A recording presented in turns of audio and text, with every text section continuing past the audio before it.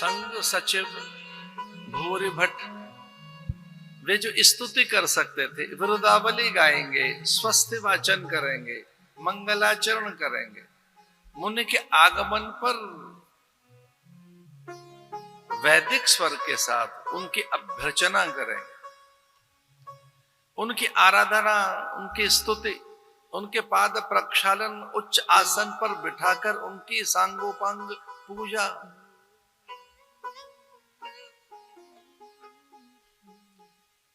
वे बटुक साथ में हैं, ब्रह्मचारी साथ में है, विद्वान ब्राह्मण साथ में है, वैदिक ब्राह्मण। कौन उनका किस विधि से पूजन करेंगे वो जानते हैं। सामान्य ऋषि नहीं है, महामुनि का आगमन हुआ है, अनायास हुआ है, अकारण हुआ है, बिना बताए आए हैं। और जब बिना बताए कोई सन्यासी, योगी, तपपूत, महापुरुष आपके जीवन में आए तो सच मानिए वो ईश्वर का दूत है, भगवान ने ही भेजा है। नारद पारिव्राजक उपनिषद में आता है कि अनायासी कोई ब्रह्मज्ञानी आपके द्वार पर आ जाए, उसके पहुंचते ही पितृ प्रसन्न होते हैं, तृप्त हो जाते हैं और मुक्त हो जाते हैं पितृलोक से।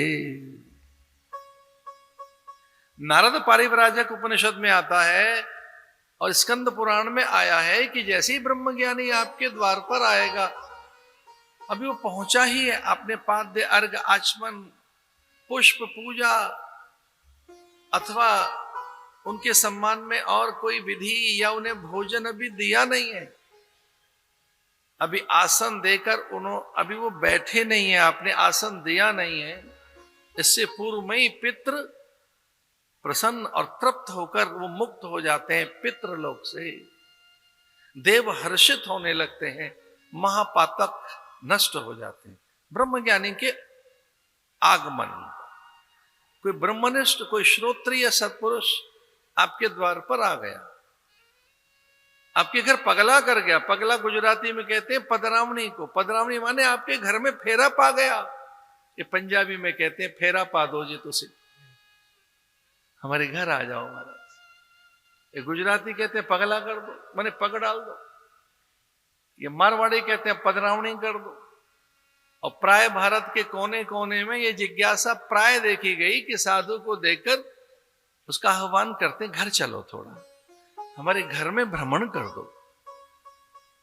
कई बार तो उनके आगमन से ही, चूंकि साधु के पास सारे तीर्थ रहते हैं, साधु कोई सामान्य नहीं होता है। मुदमंगल में संत समाजू, जो जग जंगम तीर्थ राजू। साधु तीर्थ होता है भाई, तीर्थी कुर्वन्ति तीर्थानि। आप जानते हो तीर्थ किसने बनाए? साधुओं ने बनाए। ये तीर्थी हैं। तीर्थी कुर्वन्ति तीर्थानि। अरे तीर्थ में जाओगे तो वहां फल मिलेगा, तीर्थ में जाने से, इनके दर्शन से फल मिलता है। साधु नाम दर्शनम पुण्यम। साधु के दर्शन मात्र से पुण्य मिलता है, अनंत पुण्य मिलता है, अक्षय पुण्य मिलता है। जो जग जंगम तीर्थ राजू। ये साम संस्मरणात् पुंसः सद्यः शुद्ध्यन्ति वै गृहाः। किं पुनर्दर्शन स्पर्श पाद शौचासनादिभिः। विश्वामित्र के आगमन का समाचार सुनकर मिथिलापति महाराज विदेह हर्षित होकर अपने साथ वैदिक ब्राह्मणों के संग, सचिव साथ हैं, उच्च पदस्थ अधिकारी मंत्रीगण, भाट भट्ट, वे स्वस्ति वाचन करने वाले, विरुदावली गाने वाले, उनके सम्मान में गीत गाने वाले और उनके सम्मान के लिए, भेंट के लिए नाना प्रकार के उपहार, स्वर्ण थाल, पुष्प हैं, फल हैं, पकवान है, व्यंजन है, मिष्ठान है, परिधान है। और वो बिछ गया साष्टांग प्रणाम करता है कि भगवान आपका आगमन कल्याणकारी है। और ऐसे समय आगमन जब हमने धनुष यज्ञ रखा है, ऐसे काल में आपका आगमन मांगलिक है।